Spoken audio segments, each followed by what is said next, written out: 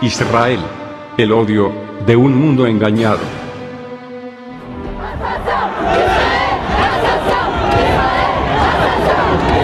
Mátenlo a todos, maten a los judíos, gritan en París. La ciudad se ha visto sacudida por actos de violencia y enfrentamientos entre policías y manifestantes pro-palestinos. Incidentes similares se han registrado en las últimas horas en Gran Bretaña, Jordania, Chile, Perú y Estados Unidos. Es indiscutible que Israel es el país más odiado del mundo. Hay razones objetivas que justifican, o, por lo menos, explican, ese odio, esa obsesión desproporcionada por condenar a un país pequeño en territorio y en población, cuando hay tantas otras disputas en el mundo. Analicemos a continuación algunas posibles causas del odio que muchos países e individuos en el mundo sienten hacia el Estado judío. Israel ocupa territorio de otra nación. Israel ocupó la Cisjordania en 1967, como consecuencia de su triunfo en una guerra defensiva. El territorio ocupado nunca había sido independiente. Estuvo bajo el control de Jordania del 48 al 67, de Gran Bretaña desde el fin de la Guerra Mundial hasta el 48, y durante los siglos anteriores. Fue provincia del Imperio Otomano.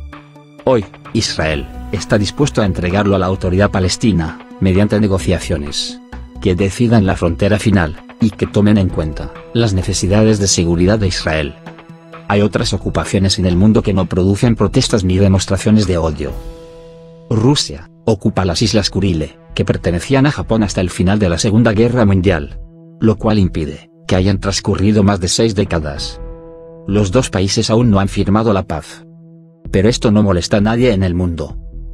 Tíbet perdió su independencia y fue absorbido por China, desde que el ejército chino derrotó al débil ejército tibetano, en el año 1950. Esto tal vez moleste al Dalai Lama, a sus seguidores, y a los tibetanos étnicos, pero a nadie más. Turquía ocupa gran parte de la isla de Chipre, desde su invasión en 1974.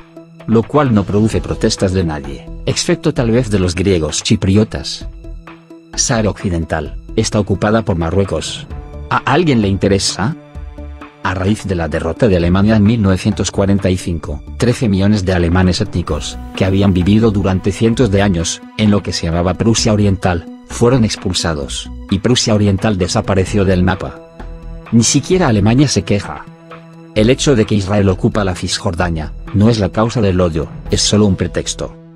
Los que acusan a Israel de violar los derechos humanos, de árabes, israelíes, y de palestinos, son los mismos a quienes no les interesa lo que ocurre en el Sudán, en el Congo, en Ruanda, en China, en Siria, en Egipto, y en tantos otros países, donde los gobiernos no respetan los derechos humanos.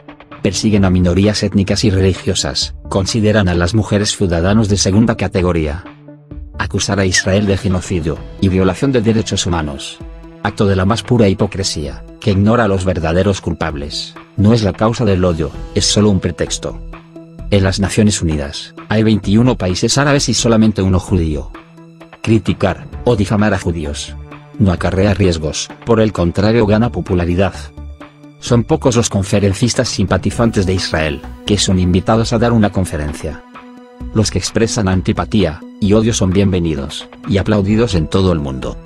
Artículos que expresan simpatía y comprensión a Israel no son publicados, ya que los periódicos reservan sus espacios a columnistas que apoyan incondicionalmente a los palestinos.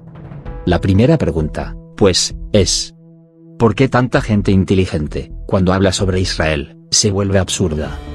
El problema que tenemos, quienes no satanizamos a Israel, es que no existe el debate sobre el conflicto. Existe la pancarta, no nos cruzamos ideas, nos pegamos con consignas. No gozamos de informaciones serias, sufrimos periodismo de hamburguesa, como si fuese comida rápida, lleno de prejuicios, propaganda y simplismo. El pensamiento intelectual y el periodismo internacional ha dimitido en Israel. No existe. Es por ello que cuando se intenta ir más allá del pensamiento único, pasa a ser sospechoso, insolidario y reaccionario. Y es inmediatamente segregado. ¿Por qué? Hace años que intento responder a esta pregunta. ¿Por qué? Porque de todos los conflictos del mundo, solo interesa este. ¿Por qué se criminaliza a un pequeño país que lucha por su supervivencia? ¿Por qué triunfa la mentira y la manipulación informativa con tanta facilidad? ¿Por qué todo es reducido a una simple masa de imperialistas asesinos. ¿Por qué las razones de Israel nunca existen? ¿Por qué nunca existen culpas palestinas? ¿Por qué Arafat es un héroe? ¿Y Sharon un monstruo? En definitiva, ¿por qué, siendo el único país del mundo amenazado con la destrucción, es el único al que nadie considera víctima? ¿Por qué no vemos manifestaciones en París o en Barcelona en contra de las dictaduras islámicas? ¿Por qué no hay manifestaciones en contra de la esclavitud de millones de mujeres musulmanas? ¿Por qué no se manifiestan en contra del uso de niños bombas, en los conflictos donde el Islam está implicado? Derrota del periodismo. Tenemos un mundo más informado que nunca, pero no tenemos un mundo mejor informado. Al contrario, las autopistas de la información nos conectan con cualquier punto del planeta, pero no nos conectan ni con la verdad, ni con los hechos. Los periodistas actuales no necesitan mapas, porque tienen Google Earth. No necesitan saber historia, porque tienen Wikipedia. Los históricos periodistas que conocían las raíces de un conflicto, aún existen, pero son una especie en vías de extinción. Devorados por este periodismo de hamburguesa, que ofrece noticias, como la comida rápida, a lectores que desean información, como la comida rápida. Israel es el lugar del mundo más vigilado, y, sin embargo, el lugar del mundo menos comprendido. Cualquier más media sabe que si habla contra Israel, no tendrá problemas. Pero, ¿qué ocurrirá si critica a un país islámico? Sin duda, entonces, se complicará la vida. No nos confundamos. Parte de la prensa que escribe contra Israel, se vería reflejada en una aguda frase de Goethe. Nadie es más esclavo que el que se tiene por libre, sin serlo. O también en otra, más cínica, de Mark Twain. Conoce primero los hechos, y luego distorsiónalos cuanto quieras. Actualmente hay muchos disturbios en Israel. Israel se encuentra perseguido, rodeado por enemigos. Siria, Líbano, Jordania, Arabia Saudita, Irán, Hamas, la Yihad Islámica, Hezbollah, etc. Pero este odio y persecución de Israel es solo un indicio de lo que sucederá en el final de los tiempos. Mateo 24 versículo 15-21. La última oleada de persecución comenzó cuando Israel fue reconstruido como nación, en 1948. Muchos eruditos de las profecías bíblicas creen que la guerra árabe-israelí de los 6 días en 1967 fue el principio del fin. Lo que está ocurriendo ahora en Israel ¿podría indicar que el final está cerca? Sí. ¿Significa con seguridad que el final está cerca? No. Jesús mismo lo dijo mejor.